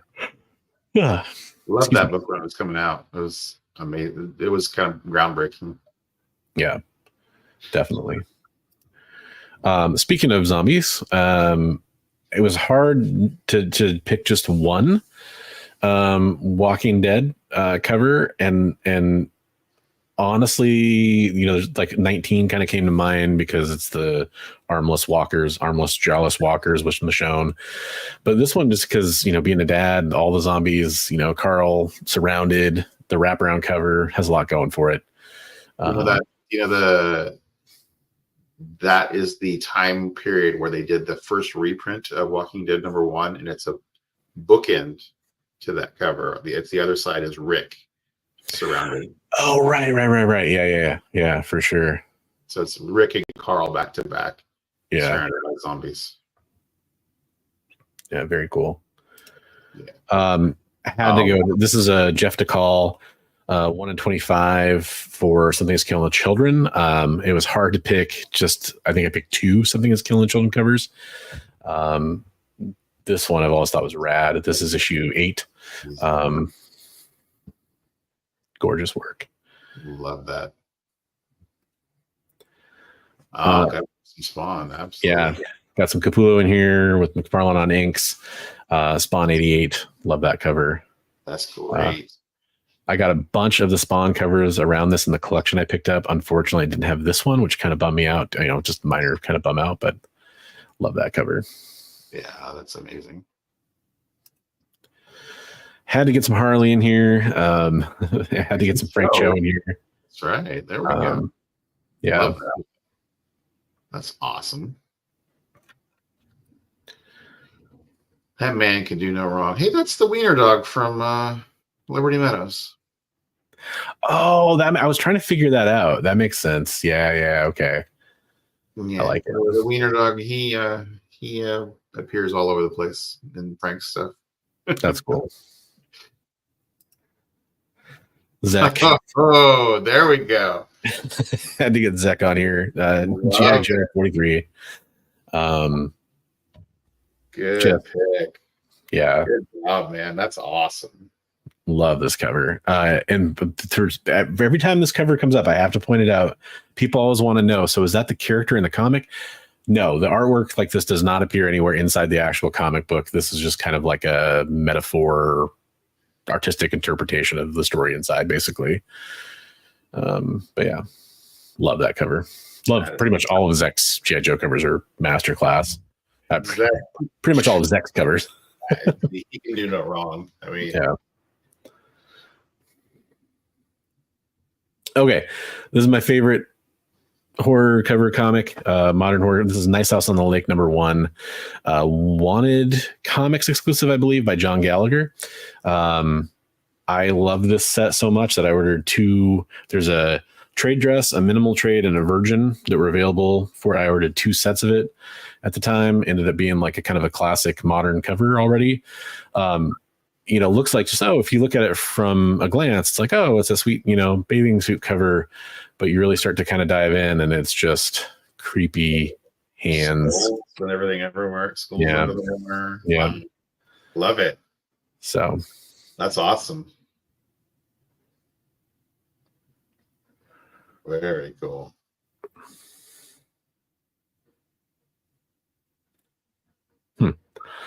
Okay. Yeah. Okay. Interesting. Yeah, I don't know what you're talking about in chat there, buddy, but let us know. Yeah. Yeah. So yeah, it is pricey. Luckily, I was able to pre-order before it came out because I instantly fell in love with it, how creepy it was. I do like the first volume of this. I haven't continued on with reading any of it, but I am interested to check out the rest of it. I know I need to kind of go back. It's not John Gallagher. I was pretty sure it was Gallagher.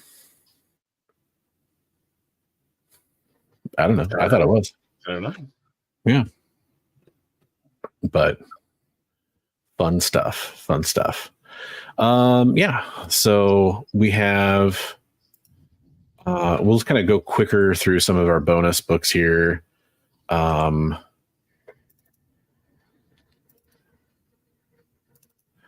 We'll get back to some more classics here on Big B's side for sure. Hey, there's tropes. So, hey, what's up, Chris? How's it going? Welcome to the show. Hey, no need to apologize for that. We'd love to have you. Lots of people have been in and out. We're talking about our favorite horror, Halloween related covers and comics for that matter. Yeah, so these were just kind of, I confused you. Okay, I don't know. No, it was another comment that we were confused about. Oh, yeah. There was this strange one. So this was an interesting one. I've seen the original art for this. The original art, this is edited down. The original art, there are limbs hanging out of the casket. So is it cropped basically? There's like by his leg, there's an arm hanging out of the casket, and so he's going to town, and there was spatter going everywhere, and they toned it down. They must have seen the writing on the wall or something. But is that Johnny Craig again? I'm not sure on that one. I'm not sure either. But circle signature. There's like a circle down there on the casket. I'm not sure if that's it. No, it's Jack something. So not Johnny Craig. Yeah, Jack Denny, maybe Jack. Denny, yeah. I'm sure we'll get Jack Davis. Okay. Johnny Craig's bones. Well, that's festive. Hopefully you animate him this time of year and make him draw a bunch of stuff. But Jack Davis, there we go. So yeah, just a great cover though there too. With just the maniacal face and the action. Love that one. Nice. Man, you hit some great ones on your bonus books here. These are all top notch. Always reminds me of Alvin and the Chipmunks for some reason. The three guys. Oh yeah. It's running. It's another Jack Davis. So, yeah. But yeah, it's a cool, great cover with the psycho with the knife chasing the kids. Love it. Well, I guess I was going on a Jack Davis kick on this one. I mean, you must have these aren't like ordered out because these are just like extra ones we found. We're gonna go through real fast, but does the front kit have two different colored eyes? Yeah, I think it might just be the print wearing off maybe there. Yeah, it's a great cover. He's got the A on the hat too for Alvin, you know. Yeah, that's what made me laugh when he said that. It's terrified kids. Yeah, it's a great cover. It is great. There's an upcoming Twisted Tales one in here too that reminds me of that cover. But yeah, I love this cover. Oh, so Matt says it actually is a riff on Alvin and the Chipmunks. Okay, makes sense. Yeah. Oh wait, so wouldn't one of them be wearing glasses then? Well, I mean, they do look like Simon and Theodore. Yeah, Theodore doesn't have his glasses. Yeah. They probably fell off during the run. All right, so I've shown that one like 3 times, so we'll try to go through these a little bit quicker. The casket cover, seeing a theme, got a lot of those tonight. So comic trips, I'm kind of like very poorly, loosely, terribly dressed up tonight. I totally forgive you for not realizing that I am, but you know, I am sort of like Wolverine here, and you know, I am. You go a picture like that. But yeah, for Halloween I'm going to be Hagrid for my daughter. She's dressing up as Hermione, so when we trick or treat. Yeah, I love that cover is just so the texturing and everything of that. It's like he uses ghastly Graham Ingalls. Okay, Graham Ingalls. Oh, nice. But beautiful artwork on that one. Yeah. Yeah, this Twisted Tales. Yeah, that came across this too. This is definitely so Richard Corbin artwork there for sure. Love that one. Yeah, the cigar, Son of Chrome, the cigar is really what sells that. Totally. I didn't know who was my co-host at the beginning of the show because he didn't have his glasses on. I was like, "Whoa, who are you?" And they put the glass. Oh, hey, Bronze. It's like, you know, the whole Clark Kent Superman thing. I'm the beard Marine is kind of the idea here because I'll actually, should I show that picture of me when I was younger when I did the stupid Wolverine Photoshop thing? You should show that picture. That is a great picture. But I'll try to look that up while you're talking about your next one here. This is the one that reminds me of that Alvin and the Chipmunks cover, but he's got all the heads tied on his belt and over his shoulder, and he's chasing after him with the axe. The Bernie Wrightson goodness there. Love it. Yeah. Another Richard Corbin. Yeah. Richard Corbin, one of the most underrated and greatest artists, you know, just has a very distinct style. But love his stuff. It's very cool. I love that cover.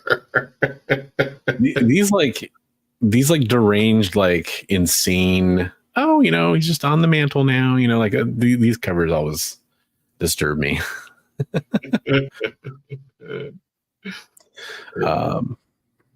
Love it. That one, that's one of my favorites right there. Yeah, it's just a great cover.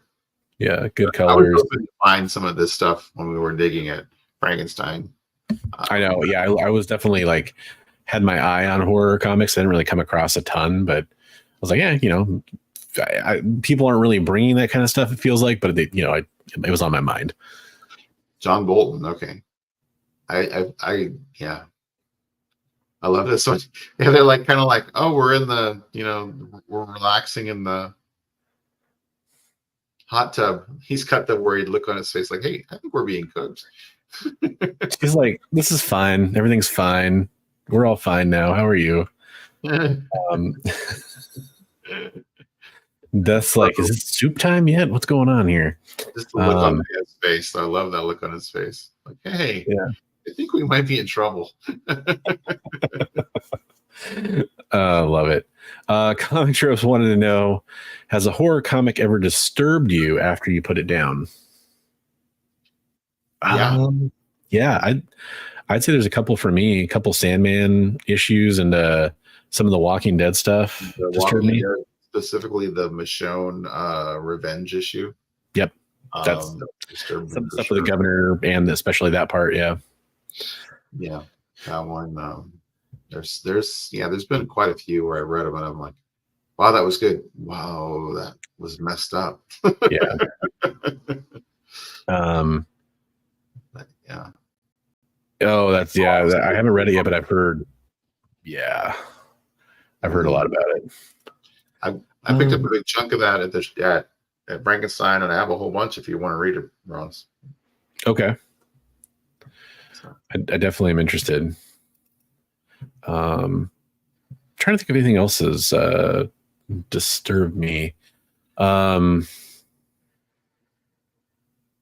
Not necessarily horror. There's been some non-horror comics that have disturbed me. Let's put it that way. But they're more like schlock, trying to shock value. Is what I'm trying to say.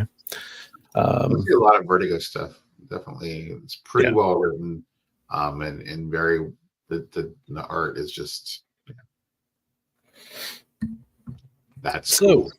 Very 70s. Going with my bonus books here. I don't know a ton about any of these books per se, but Fernando Fernandez, just thought that was just a spot on, like screams horror when you look at it. Much like She Will Be in a second, it looks like. So we'll go through these a little bit quicker because I know we have been just showing hundreds of covers here. This is part of that Frazetta Duel of the Monsters thing where it's Dracula versus the Wolfman. Very cool art. The other one kind of edged out this one, but this one's really cool too. So that one's great. Yeah. Gene Fawcett, Eerie number 8. Also a really cool one. Year on that one is 1958. Just kind of, it's funny because this is a horror comic that I feel, and this is where my lack of knowledge probably shows. I feel like this has been homaged like in like the hero villain style, and yet obviously was originally a horror comic several times, but there's a cover with Doom that's very similar to that. Yeah, and I mean, to a lesser extent, you can see like X-Men '94 is a little bit like, a few of those kind of covers are kind of like this. But yeah, so yeah, it does look like Christopher Lee. Right? Yeah, young Christopher Lee. Yeah, thought that was cool. I love this. It's a great one. Yeah, so Creatures on the Loose 31 featuring Man Wolf. He piped down in the back. One more sound out of you, and hey, who, what? Stay back, don't. I just love it. Like they're just about to get messed up, and it's that classic police car look. Love it. So that's great. I love this cover. This is a really good one. This is Supernatural Thrillers number 6. Gil Kane cover. Headless Horseman taking, using his own head as a projectile, kind of a Ghost Rider, classic kind of thing going on. It's got so much going on here. That's great. That's sweet. Yeah. Love these bones too. Yeah.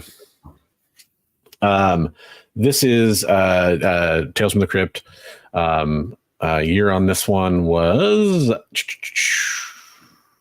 I didn't copy it down, but I know this is actually a Key Books first Al Williamson EC work. So I thought that was kind of cool, and it's just kind of got that dreadful kind of thing going on, but didn't quite make my top 10, but it's still cool. I think it's cool that it's a Key Book too.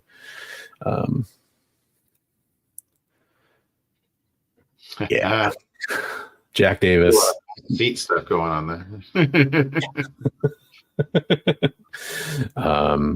So just another cool one too that didn't quite make it, but I, especially having seen the Man Wolf cover, it kind of reminded me of this. So right. Had to talked about Something That's Killing Children. I've always loved the Frizzen Something That's Killing Children covers. This one, the red, black, and white kind of version, the black and white, all the gray tone or whatever version. I love all of them. But just this is what actually got me to start reading Something That's Killing Children. Is I was like, oh, that's cool. Like I'd seen the mask around. I was kind of late to Something That's Killing Children. I'd seen the mask. I was like, it's all right. But then I saw this cover. I was like, yeah, all right, it looks pretty cool. And I checked it out. And I'm still one of my favorite modern series. So,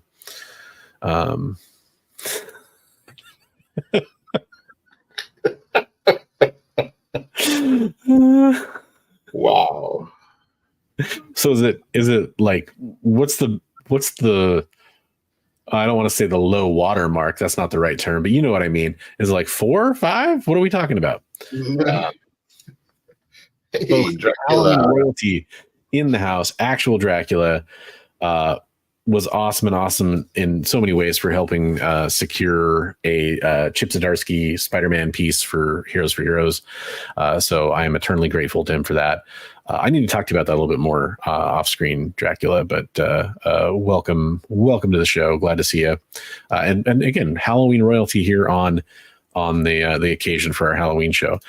Don't be sorry, man. It was hilarious. Yeah, I was mentioning, all the kind of Halloween special, long Halloween Batman stuff. I knew you were picking the long Halloween cover, so I was like, I'll grab this one. It's kind of the other. Yeah. Like I wonder if I should do that for Halloween. Like do a take on that for one of the jack-o'-lanterns. I didn't even realize it was a bat for a minute there. Yeah. That's really cool. That's very much like that's the very homage to that one that you showed earlier, the Wrightson one. Yeah. Same perspective with the floorboards and everything. Yeah, if you had like the hands coming out of the top or something, it would totally sell it. I thought this was neat. Nick Hardy, Witching Hour, just everything waiting behind the doors. Happy Death Day, which the movie Death Day kind of made me think about. It obviously came way after this comic book, but there you go. It's classic. Very cool. This is actually, this should be on Big B's list. He was the one who's like, oh yeah, we gotta include that one. You're 100% right. But speaking of Nick Hardy, House of Mystery Classic 174. Yeah, that one is so good. Love that cover. Yeah. Again, the driving car theme ones, a bunch came up, so I just had to kind of throw this one in here too, with the kind of reflection going on there. But yeah, that's cool. Wally Wood too. Yeah, gotta have some Wally Wood in here. I don't think we really talked about him enough tonight. Right. Very cool. Speaking of, it's an alphabetical, I think, for that one. So another Wally Wood cover. Wanted to make sure we had represented him. What if that cover was the middle finger? You know what? Give it a year and that'll be an homage cover that one of these comic book stores does. There is I don't know if you acted on it or not, but there is a Brave and the Bold that is that cover, but it's turned a little bit and it's Batman with that hand coming on. Batman looks terrified. Yeah, I looked it up and I didn't grab the cover scan because I had pulled like way too many covers at that point, but I should have. Oh, and then I mentioned Walking Dead 19. So there we go. But I had to pick a couple Walking Dead covers. I just felt obligated considering how much I love so many of those. That's a great one. That's like her brother and her boyfriend. Yeah, brother and boyfriend, right? Yeah. Spoilers, man. I'm just kidding. Whoa. Another Wally Wood ended up on the list. Had to. Very cool. Yeah, and I think, oh man, I kept going. Yeah, so this one's one I shared this one earlier because I pulled this out of a collection I bought. and just snapped a quick photo of it because it's, again, I like the trick-or-treater covers, the cat coming in, it's cute, just everything going on there. It's awesome. Yeah. Speaking of which, Spawn 323 Bjorn Barron's cover. I love, you got, Captain America, you got Batman, you got Wonder Woman coming up to the clown. Yeah, just great. He's like holding like hearts in his hands and it's just brutal, man. What does it say? Warning, dangerous demon on premises. Oh, dang it. I hate if I get too close to the edge, that happens. That's what she said. Dangerous demon, enter your own risk. Wow. Violator there. Very cool. Yeah. So there's like a rib cage there in the fog in the background. That's and awesome. Then you got the Spawn. That's so cool. Not Captain America. Right. That's so cool. Very nice. Just so much going on there. Very cool. And then these are Christy Zulo covers. I didn't. There's a bunch of great ones. I only pulled out a couple. I think the Batman one's really cool, and I really like the Harley one. I thought that was really sweet. Again, I like the trick or treat kind of stuff. I think it's really fun. Just like I like Christmas covers and 4th of July covers and that kind of stuff too. But just takes you back to being a kid. So, good job. I love your picks. Thank you, man. You too. You did a great job picking out some amazing stuff. Folks, if you're just now joining us, like Rude, hey, what's up, Real Rude 6? Thanks for joining the show. If you're just joining us or just now commenting or whatever, we definitely have lots of great covers for you to check out if you want to watch on the rewind. We have, almost 100 vintage, modern, sexy stuff, just the kind of range. And yeah, I'm looking forward to doing this next year already. Like we're going to do some, maybe some user submissions, pick, kind of different categories, maybe kind of tease it out throughout the whole spooky month. From Mark Buckingham with Snow White, Bigby and the Wolf Pack trick-or-treating as Death and the Endless. Wow, that's cool. Wow. That's cool. Hey, if you send me that tattoo photo, send me a picture of that too. That sounds really awesome. So Chris brings up a great point. When is Heroes for Heroes? Well, let me tell you, it is going to be on November 16th. So it's going to start at currently this might change. It's going to start at noon Pacific. If the donations still kind of start creeping up there, I might move that a little bit earlier. But it is starting at noon, November 16th, which is a Saturday. And we are going to have a community art stream. The date, I'm not going to announce the date yet because I don't want, just in case it changes again. But we're trying to get our artists lined up for that, and our host, which should be pretty fun to announce when I do have time to announce that. In the meantime, before now on November 16th for Heroes, where we support veterans and Mission 22, I do want to remind people, hey, if you want to go out to your employer and get your businesses in your area, ask them if they're willing to donate to a cause like this. Again, we are an official charity partner with Mission 22. When you donate to our campaign page, which I'll paste in the chat again, it is directly to the charity. So it's not like money changing hands or anything like that. It's going directly to Mission 22 to help veterans deal with mental health issues, with PTSD, with the variety of things that veterans have to deal with that are unfortunately debilitating in a lot of cases, and their families too. And they're a very well respected charity. So in the meantime, we are going to have a representative from Mission 22 on, at least one, maybe a couple people next week. Probably a late morning show, and I'll make sure to announce that when it's happening and everything. And then Mark Bagley is going to try to come on between now and Heroes for Heroes to talk about his PC donated and kind of do a little promo for us. That's going to be really fun as well. It'd be nice, to get some of their people involved to do that as well. But we got him committed to trying to do that.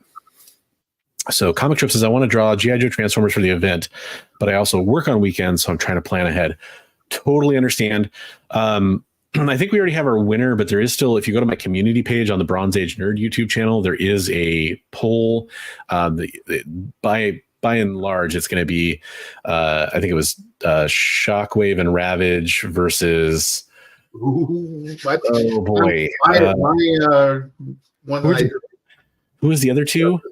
Shockwave and Ravage versus Snake Eyes and Timber. Snake Eyes and Timber. That's what it is. Okay. Yeah. Because somebody else said like Tomax and Zema versus like Frenzy and Rumble. Is that the other one? Yeah, I was like, that's a lot. So I hope that's okay for you, Chris. I know that's more characters than you signed on to do. But if that's the winner so far, hey, maybe another one will pull out ahead before you get started.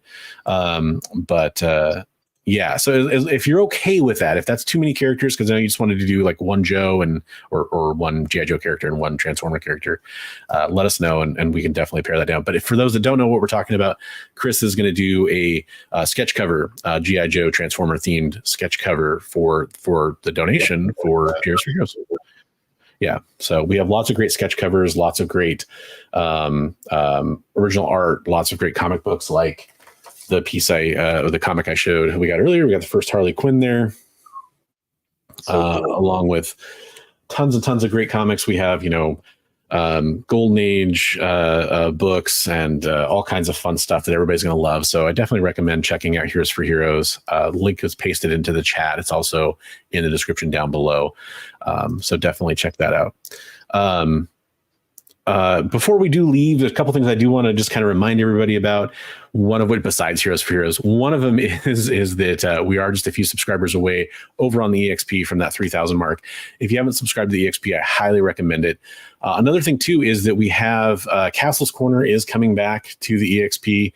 John Spilios is coming back and doing some quick reviews and shorts to the EXP. We're very excited to have him back because he had to step away for a little bit, but he's going to be back doing those, which were really successful, really popular. It's called Castle's Corner, so we're excited to have that back. And last thing I wanted to mention is tomorrow at 11 Eastern, 10 Central, Kicking It with Henri Compen is doing his sales show, so definitely go check that out. Much like Mint Hunter, we talked about him earlier. He does the shows on the EXP. He also does great claim sales. I've bought some signed books from him. I bought a Zek signed book from him. We were talking about Mike Zek earlier. So definitely go check out his shows as well. So I'll draw the three of them hiding in Soundwave's tape deck. And it's a super close up of the tape deck, but the glass is cloudy and you can't see inside very well. Now that is smart. Oh, correction from producer Jay, which gave me the times for this earlier, 10 Eastern, 9 Central. It seemed a little late, but I figured you knew what you were talking about. Just because Chris said that. There we go. Is it going to focus? There we go. So a little Soundwave action for you. So, but yeah, leading into Heroes for Heroes, we definitely want to try to get as many people eyes on this as possible. Like I said, we do have some people that are reaching out to businesses, like their employers, that kind of stuff, because a lot of those companies will do donations. If you need any of the tax info information, hit me up. I can get you that to you, so you can go to your business and say, hey, could we donate to this cause? That would be awesome. I really appreciate people are like Take the Time Collectibles was posting about how great Comics Curing Cancer was, which is an event that I definitely support every year or two. Comics Curing Cancer is C3, run by Rob Fat Stacks and DJ Links and Legion of Comics. And he was posting the stuff. You guys like, hey, that's a great cause. Can we shift over supporting Heroes for Heroes? And I really appreciated that post because that was just really awesome to see is, kind of that same support. They raised a lot of great money for cancer research, which is fantastic. The American Cancer Society is a cause that definitely needs support. I'm really happy that we can get some support for this cause as well. So I appreciate that. Last thing we should probably mention again, because we talked about at the beginning of the show, is Big B has a new initiative over on his channel, which his link is also in the description below, by the way, if you want to get over on the Big B McFly, the comic book guy channel. But Big B, you want to tell us about what you have going on over there? I'm now monetized, so I have memberships, and I'm going to be kind of doing the same kind of thing that we see every once in a while from Bronze every month, doing some thank yous to people who are members. So yeah, very cool. So definitely consider going and the membership link is in the community tab on my channel, or almost on every video. Ask you if you want to join the channel. So yeah, highly recommend it. I think for as far as like doing cool promotional kind of stuff and kind of giveaway type stuff, seeing the kind of stuff Big B has and knowing like some of the plans he has for this, I highly recommend going and checking it out. I think it's going to be a lot of fun. Good stuff. Donating kisses. Well, I mean, if people want to donate kisses, to me, they have to be run by my wife, the Copper Age Babe, first, but it's something we could definitely talk about. By the way, I had to take off my X over Cyclops because the painter's tape just was not sticking, except to my beard. It sticks to my beard, but yeah, we definitely don't like Cyclops around here because we're Wolverine, bub. So are we gonna punt the news to next show? Yeah, I've got it hard out at 10 o'clock here because just life, all that kind of stuff. So I think the news stories we have, there's only a few of them, and we can definitely talk about them next week. Kisses on the I like that. There we go. Yeah. If you want to come kiss a cuddly bearded guy on the forehead, I promise I won't scratch. The stupidest costume ever, but it's all I could do on short notice. I could wear my wizard hat again, which I wore last year. Appreciate everybody stopping in for the show. Hit up all the channels that we talked about earlier. I know it's a lot of cross promotion, but I think they're all great channels that you have content you should go check out. Next Monday at 8 o'clock p.m. Pacific, we will have another great show for you, lined up with awesome news. We'll probably be able to get back to the community artwork. By the way, if you have community artwork, which means if you have artwork and you're watching this show right now, send it in to us. We'd love to feature it on the show, and we're going to do a competition after Heroes for Heroes, where people are going to vote on some of the submissions we've had from you, the best ones that we picked, and we're going to see who's the ultimate winner and gets a prize pack from the host of the show. We're going to send you some stuff. So free to enter. All you got to do is send us that community artwork and get it in before the end of the year. So, Jay, where are we at for subs? Did we go up? We should find out. Oh, I'm out. Jay is typing right now. Yeah. There's so many subs now. There was like 18 million subs while you guys were talking. Right. Well, let's go back over that. So the EXP at the beginning of our show was 10 subs away from 3,000, right? Yeah. So we're 5 subs away. If you at the end of the show, if you guys can hop over there and sub up the EXP, the experience, that would be awesome. Get them up over that 3,000 hump, and then they're going to unlock some new content, right? Yeah. Every time they hit a milestone, you're going to see more and more content come out from them. So I highly recommend it. Sweet. Well, hey, everybody have a good and safe Halloween and spooky season and all that fun stuff. Be safe out there. And we look forward to seeing you on the next show. In the meantime, everybody have a great night. And remember to read comics every day and share your love of comics with everyone you meet. You never know where it may lead you. Some spooky mansion out in the middle of nowhere, but maybe it has some comics. Free comics on the side of a van is my nightmare because they'll get me every time. All right. Have a good night, everybody.